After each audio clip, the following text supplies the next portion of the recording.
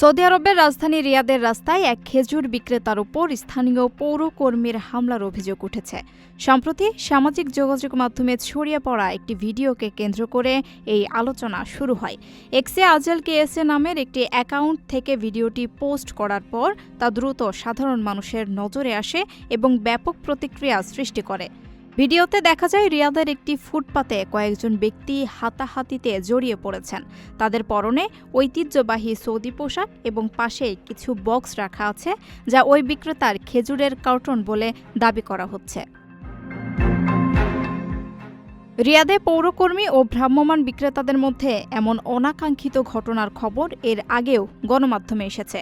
তবে বর্তমানে ছড়িয়ে পড়া এই ভিডিওটি সাম্প্রতিক সময়ের কিনা তা স্বাধীনভাবে নিশ্চিত করা যায়নি, কারণ অনেক সময় পুরনো বা ভিন্ন কোনো ঘটনার ভিডিও নতুন করে সামাজিক যোগাযোগ মাধ্যমে ভাইরাল হওয়ার নজির রয়েছে।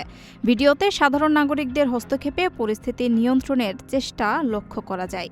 এ বিষয়ে সৌদি আরবের সংশ্লিষ্ট কর্তৃপক্ষের পক্ষ থেকে এখন পর্যন্ত কোনো আনুষ্ঠানিক বিবৃতি পাওয়া যায়নি। সামাজিক যোগাযোগ মাধ্যমে অনেকেই এই ঘটনার সুষ্ঠু ও নিরপেক্ষ তদন্ত দাবি করেছেন এবং একজন সাধারণ বিক্রেতার সঙ্গে এমন আচরণের তীব্র সমালোচনা করেছেন।